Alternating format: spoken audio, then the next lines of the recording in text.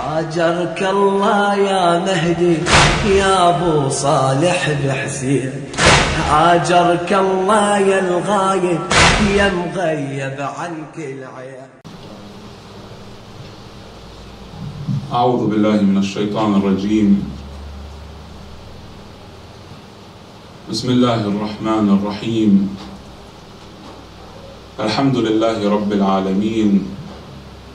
الحمد لله الأول بلا أول كان قبله، والآخر بلا آخر يكون بعده، الذي قصرت عن رؤيته أبصار الناظرين، وعجزت عن نعته أوهام الواصفين، وتاهت في حبه قلوب العاشقين. ثم الصلاة والسلام على سيد البشر، الداعي إلى الطاعة والعبادة، الفاتح لأبواب السعادة، صاحب المقام المحمود والحوض المورود واللواء المعقود، عين الوجود وقبلة السجود، خاتم النبيين، من كان نبيا وآدم بين الماء والطين، المحمود الأحمد أبي القاسم محمد. اللهم صل على محمد وآل محمد. صلى الله عليه وعلى آله الطيبين الطاهرين، سفن النجاة وعين الحياة، من طهرهم الله بنص كتابه المبين وجعل اللعنة على أعدائهم أجمعين. It is the 40th of Imam Husayn alayhi salam. Millions of people leave their families and travel to Karbala. People who belong to different communities, who belong to different race, who have different languages, they all come and join together around the shrine of their master, Hussein bin Ali salawatullahi alayhi. Whether you are a follower of the Ahlul Bayt school of thought or not, whether you follow this religion or not, whether you are sitting down here tonight or going to watch us online later on, whoever you are and whatever you are, you cannot go past this incident without thinking about it. You cannot go past the incident of Arba'een without thinking about it. As a human being, you are in front of the biggest gathering in history. Last year they said, or a few years ago, they said that 15 million visitors were at Karbala. Some statistics last year showed that 18 million people attended to Karbala. This record is not happening once. It's a yearly record. It's a yearly record that is increasing year by year.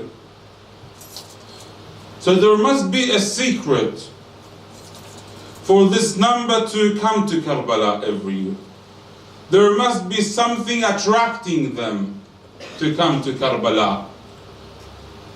No one can understand this secret or identify this attraction of spiritual energy that you feel, except if they are following the religion of love, which will lead them to the wilayah of Muhammad wa Ali Muhammad. Allahumma salli ala Muhammad wa Ali Muhammad.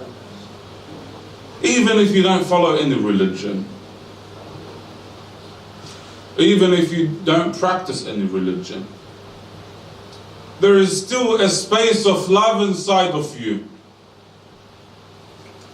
Open your heart, discover this light, and let it guide you to the river of life. There you will find the master who was slaughtered thirsty, holding water in his hands and offering you to drink. And there you will find certainly the truth, and there you will certainly find the peace that you are looking for. Everyone in this life, we all go through problems, and we are all looking for the peace and the truth. You can only find this truth, you can only find this peace when you get to know who is Hussein bin Ali salawatullahi alayhi. Now when you want to speak about a certain personality in history, you can summarize the talk into 2 questions and you try to answer them. Who was he and what did he do? The 2 questions that you normally put down and you try to answer. But when it comes to the Ahlul Bayt alayhim as-salam, when we are speaking about the progeny of Rasulullah sallallahu alayhi wa alayhi, it's not easy to answer this question. People like us, we can't reach the true status of the Ahlul Bayt alayhi salam. We cannot understand the reality. That's why Rasulullah sallallahu alayhi wa alayhi says to Amir al-Mu'mineen salawatullah alayhi, Ya Ali, ma arafaka illa Allah wa ana, wa ma arafani illa Allah wa ant, wa ma arifa Allah illa ana wa ant. Ya Ali, only Allah and I know you, and only Allah and you know me, and only you and Allah, and only you and I know Allah Azza wa Jal. Here we are speaking about the true knowing of Allah Azza wa Jal, the true ma'rifah of Allah, the true irfan of Allah, and this irfan and ma'rifah of Allah is only limited to Ali ibn Abi Talib, to the children of Ali ibn Abi Talib, and to Rasulullah Muhammad. اللهم صل على محمد وآل محمد. So we can't reach the reality of the Ma'soom, we can only reach some of the reflections. And even this reflection will reach it through the narrations of the Ahlul Bayt alayhi salam. One of the companions of Imam Sadiq salawatullah alayhi came and asked him. He said, what is the reward of the person who go and visit the grave and the shrine of Sayyid al-Shuhada Abi Abdullah al-Husayn alayhi salam? What is his reward? Imam al-Sadiq alayhi salam, he said, it is like the person who went and who wants to go and visit the shrine of Abi Abdullah, it is like he visited Allah at his throne. It's like visiting Allah Azza wa Jal at his throne. Of course, this narration, it shows the reward of visiting Al-Husayn. And there's no need to explain that we do not limit God to a body, and we don't say that Allah is sitting on a throne. It's a metaphorical meaning. This is the belief of the followers of Ibn Taymiyyah, right? When you want to limit the one that you worship to a certain place or a space, then he is not God anymore. So, inshallah, we all know this. Imam al-Sadiq is comparing and saying that it is equal. The reward of visiting Imam Husayn is trying to show the reward. I say, Ya Aba Abdullah, who are you and what did you do in history for your visit to be equal or similar to visiting Allah, while visiting all the Imams, including Amir al-Mu'mineen alayhi salam, is equal or equivalent to visiting Rasulullah sallallahu alayhi wa alayhi. Who are you, Ya Aba Abdullah al-Husayn? I will choose tonight one narration and we'll try to explain through this narration some of the reflections of the Imam salawatullah alayhi. This narration is known as Hadith al-Lawh. Hadith al-Lawh.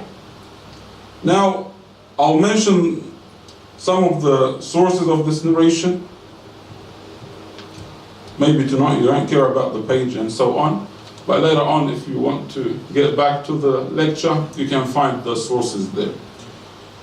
This narration, Hadith al-Lawh, was mentioned by Ibn Babawai, Fil Imam wa Tabsira, page 104.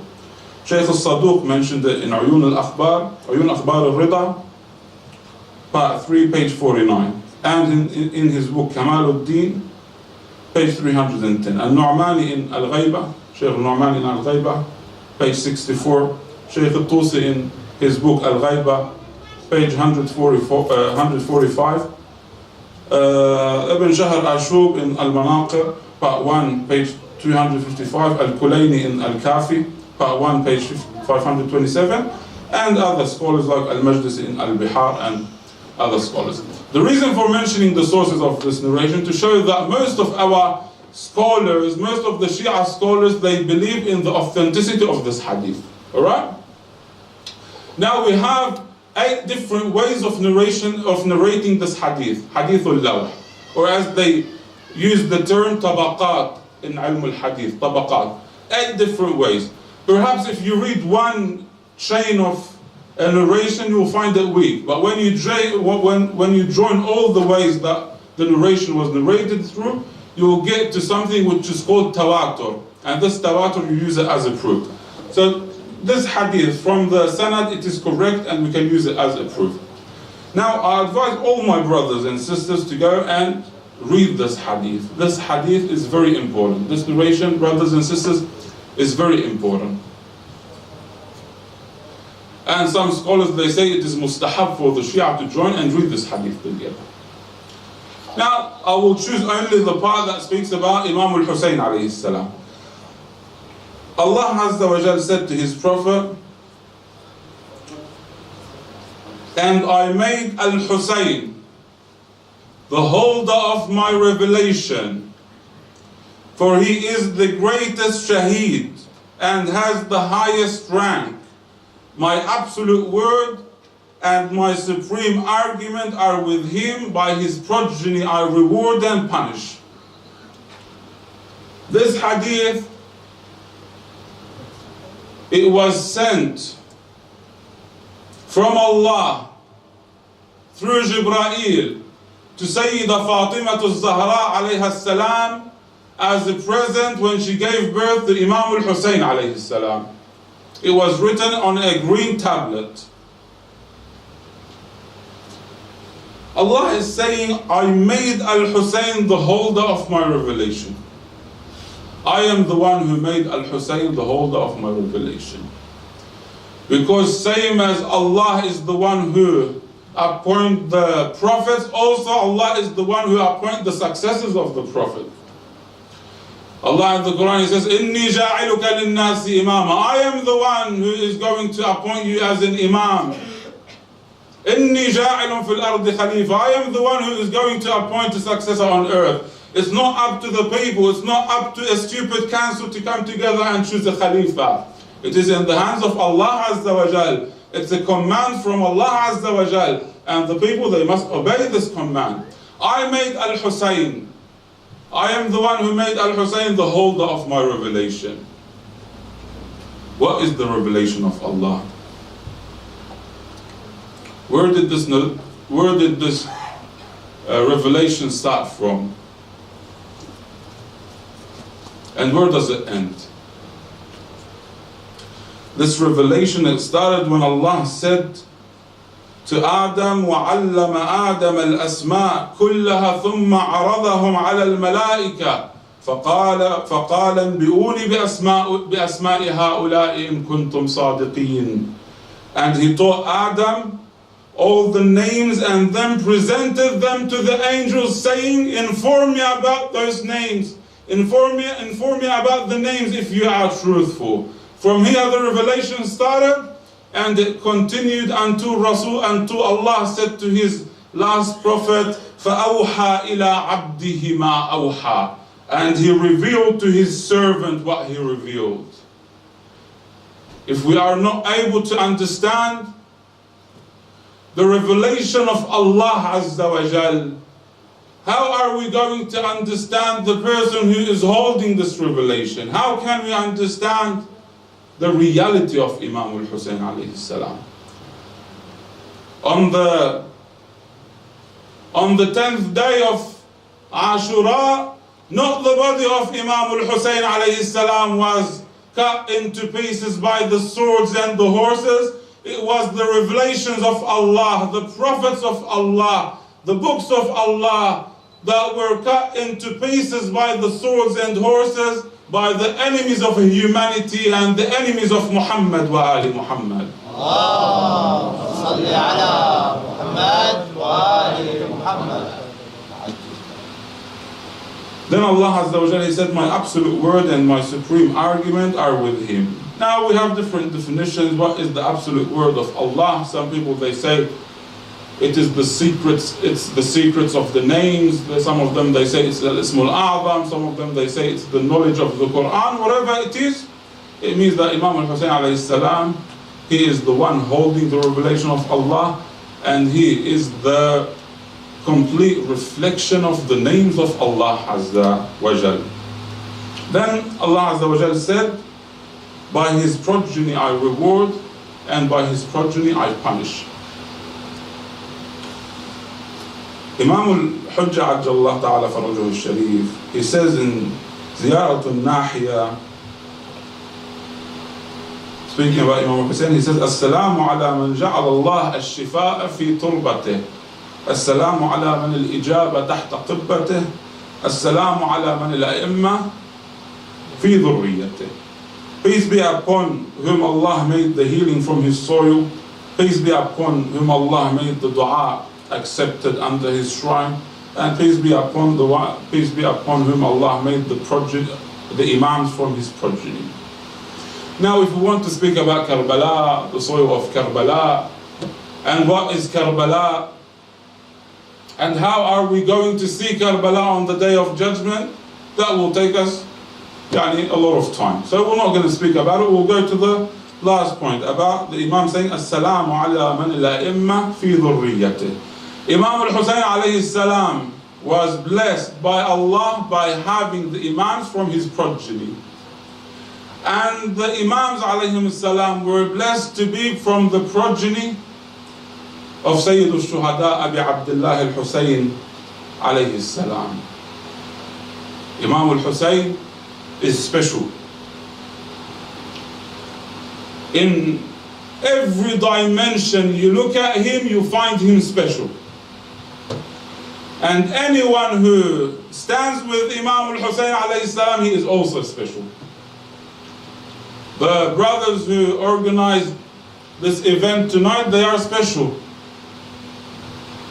The brothers and sisters who attended tonight, also they are special. The brother who is recording here, he's special. The people who are standing outside and taking care of the parking, they are special. The people in the kitchen, they are special. The people who are going to clean after we leave tonight, they are special. Everyone is special because you are all coming and having one intention, which is to serve Sayyid al-Shuhada Abi Abdullah al-Husayn salamullah alayhi. And this is a blessing from Allah Azza wa Jal, to serve Sayyid al-Shuhada Abi Abdullah al-Husayn alayhi salam. On the other hand, anyone who stands against Imam al-Husayn alayhi salam, he will fail in this life before the hereafter.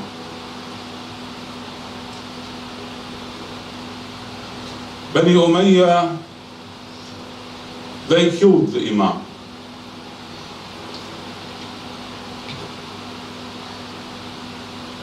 Yazid was sitting on the throne,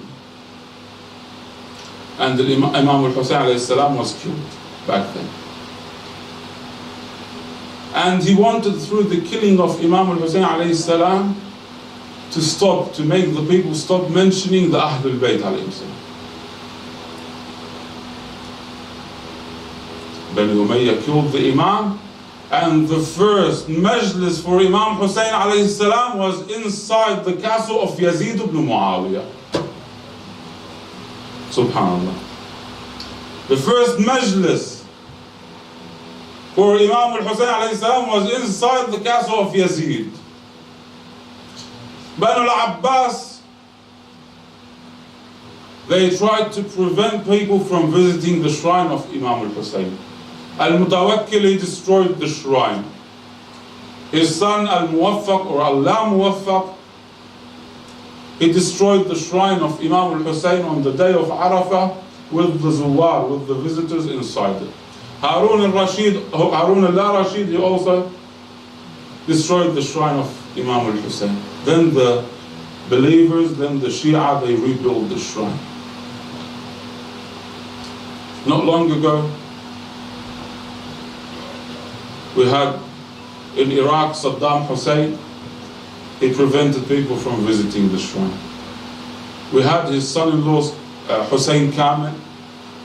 He stood in front of the shrine of Imam Husayn and said, "You are Hussein and I am Hussein." Where are they? Where is Yazid? Where is Harun? Where is Al-Mutawakkil? Where is Saddam? Where is Hussein Kamel? In the rubbish bin of history. And where is Al-Husayn alayhi salam? In every country you go, you find a place holding a flag for Imam Husayn alayhi salam.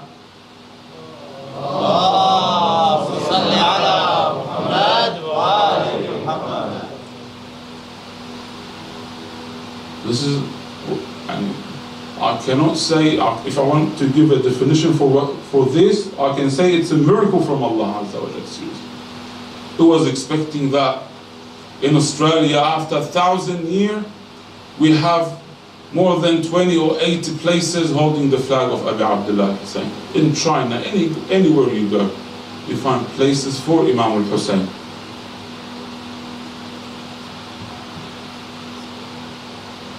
Bani al-Abbas, they put down a policy that every visitor, if he wants to come, he must pay a very big fine, a big amount of money. An old lady came. They say that an old lady came. She's in her 80s. She was in her 80s. She's known between the people to be very poor. So she came to the guard and she told him, "This is the money. This is the fine that you put down. And I want to enter and visit Al-Hussein." The guard was surprised. He said, "How did you collect this money? How did you get this money? We know that you are poor." She said, "I'm in my 80s now. I started working in rugs and doing rugs since I was 10. And since then I was saving to come and visit my master Al-Hussein alayhi salam."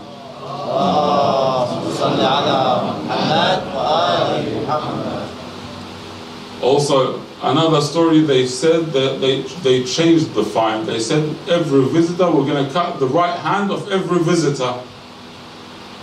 A man came and gave his left hand to the guard.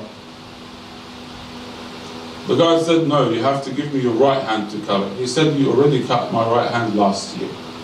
Now, some people might come and doubt such stories and say, "No, it didn't happen, it's fairy tales," and so on. Let us look at today. Let us look at today. Do you know how dangerous it is to go and visit Imam al-Husayn alayhi salam? It's very dangerous with all the terrorist attacks that you find on the way. But with that, the number is increasing year by year. Now when we go and visit the Imam alayhi salam, we are not going to worship him. We are not going to worship the shrine as some people accuse us of doing. They say you go and worship the shrine of Imam al-Husayn. You go and worship Imam al-Husayn. We say to them, we only worship one person or one God who is Allah Azza wa Jal. We only worship one God who is Allah Azza wa Jal. And we only work on pleasing one God who is Allah Azza wa Jal.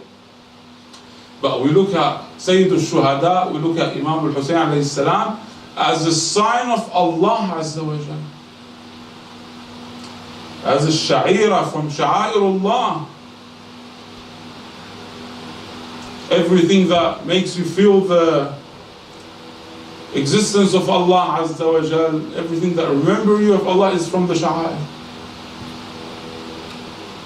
And when you come to the majalis of Abi Abdullah, when you go to visit Sayyid al-Shuhada in Arba'een, we go there to ask him to pray for us. We don't go there to worship him. We look at him as one of the signs of Allah. And Allah says, Bismillah ar-Rahman ar-Rahim, ذَلِكَ وَمَنْ يُعَظِّمْ شَعَائِرَ اللَّهِ فَإِنَّهَا مِنْ تَقْوَى الْقُلُوبِ. And whoever respects the signs of Allah, this surely is the outcome of the piety of the heart. This verse was speaking about the Hajj back then as a sign of Allah. And also today, the Ziyaratul Arba'een, going to visit the Imam alayhi salam, is from the signs of Allah. Now we should not limit the path of Imam Husayn alayhi salam to a certain group of people. Al-Husayn alayhi salam, we cannot limit him to the Shia only. Al-Husayn is not for the Shia. Al-Husayn is not for the Sunnis. Al-Husayn is not only for the Muslims. Al-Husayn alayhi salam is for all humanity. Al-Husayn alayhi salam, you find in the army of Imam al-Husayn men and women, elders and youth, Shia and Sunnis, Muslims and non-Muslims, Arabs and non-Arabs, black and white. It was a revolution for humanity, and we should not close the door or limit the remembrance of Imam Husayn to our centers. Let's go out and preach people about the Imam Salamullahi alayhi and about the message of the Imam. Speaking about the message of the Imam, we ask, before we go and preach outside, we have to ask, what was the message of the Imam? Why did he go out to Karbala? Some people, they said that the Imam alayhi salam, he went to Karbala to become a shaheed.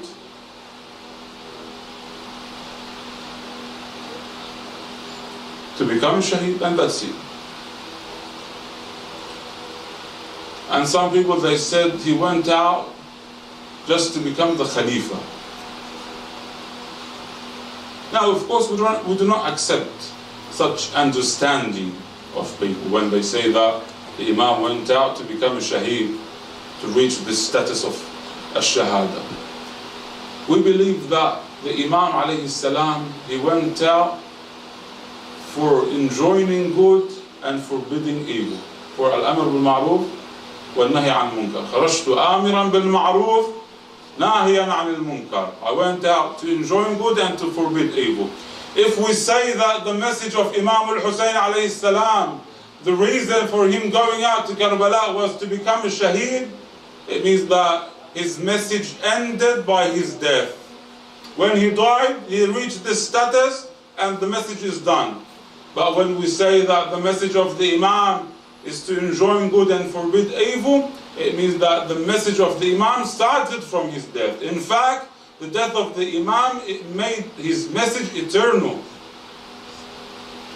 Amir al-Mu'mineen salamullahi alayhi, he says, غاية الدين الأمر بالمعروف والنهي عن المنكر. The purpose of religion is to enjoin good and forbid evil. Amir al-Mu'mineen salamullahi alayhi, he summarized all the religion in enjoining good and forbidding evil. And when we speak about the religion, we don't only concentrate on the spiritual side of Islam. This is one dimension in the religion.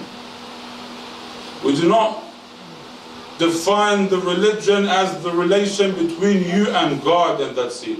That's what the communists used to. That's how the communists used to define Islam. The spiritual side is one of the dimensions of Islam. You have the spiritual side, you have the social side, you have the political side, and it is wajib on you. It is wajib on you to concentrate on the different dimensions that you have. You can't say that I am only praying. I'm praying and that's it. I'm fasting and that's it.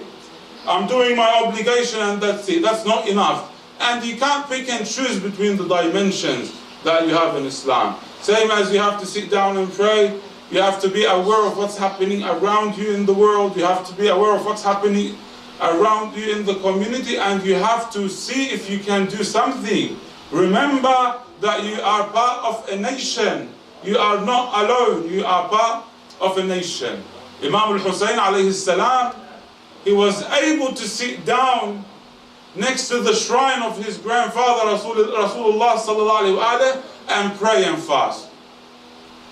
In fact, they wanted him to sit down. They said to him, leave the Khilafah, leave the government, you have nothing to do with politics of what's happening around you. Sit down, worship Allah until you die. Is that the religion of Islam? If we want to follow this theory, we become Sufis. We sit down in our centers and dance. Right? But Islam is different. Imam Husayn alayhi salam found that his obligation was to go out and defend the religion of his grandfather Rasulullah sallallahu alayhi wa sallam. I end with a story, because the time for Salat is very new. So I end with a story during the time of Prophet Shu'aib salamullahi alayhi.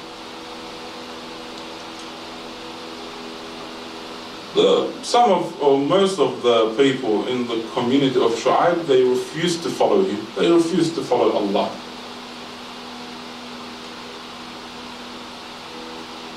And they used to cheat in their businesses and so on. Allah revealed to his prophet. Allah said to his prophet, he said to Shu'aib, I will punish 100,000 people from your community. I will punish how much? 100,000 people from your community. 40,000 from the evil people and 60,000 from the pious people.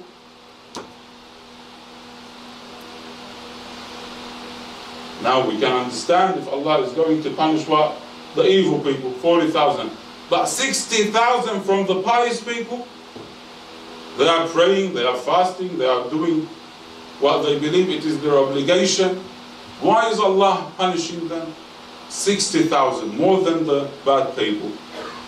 So, Prophet Shu'aib alayhi salam, he asked Allah, why are you punishing the pious people, the good people for?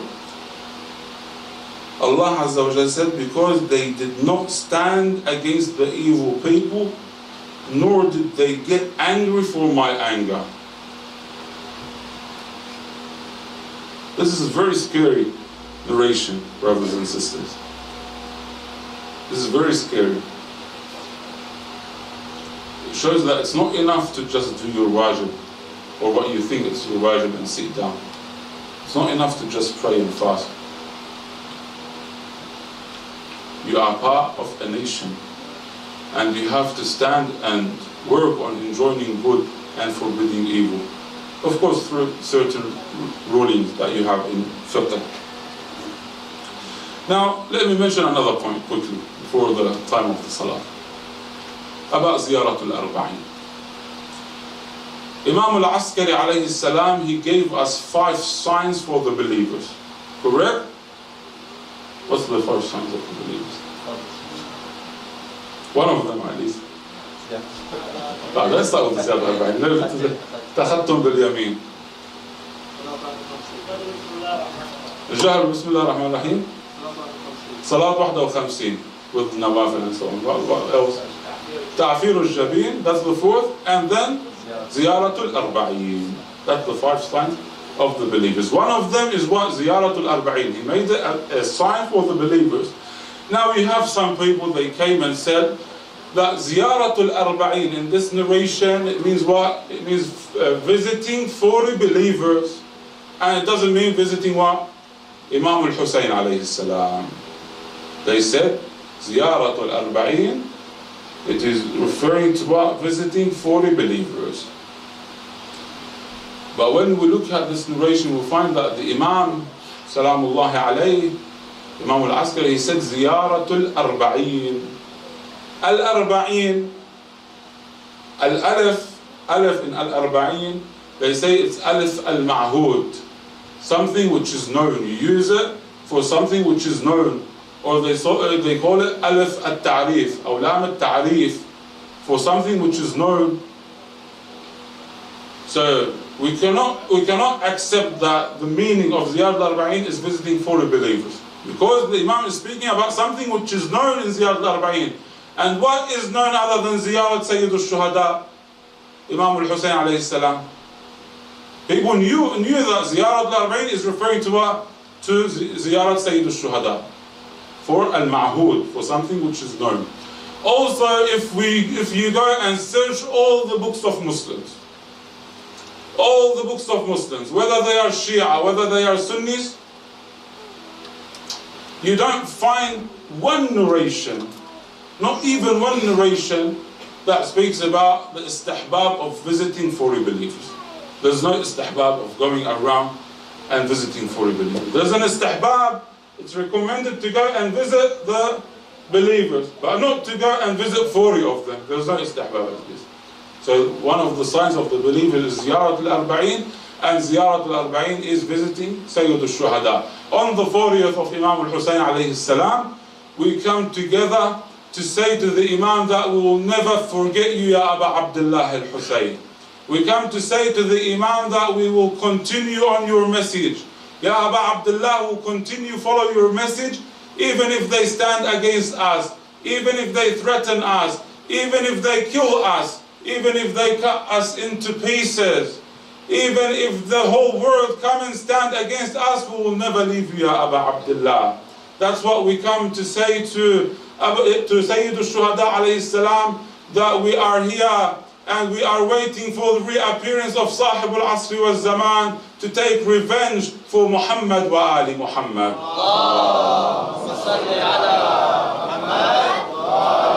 اللهم كن لوليك الحجة بن الحسن صلواتك عليه وعلى آبائه في هذه الساعة وفي كل ساعة وليا وحافظا وقائدا وناصرا ودليلا وعينا حتى تسكنه أرضك طوعا وتمتعه فيها طويلا برحمتك يا أرحم الراحمين. هذا وآخر دعوانا الحمد لله رب العالمين وصلى الله على محمد وآله الطيبين الطاهرين. اللهم صل على محمد.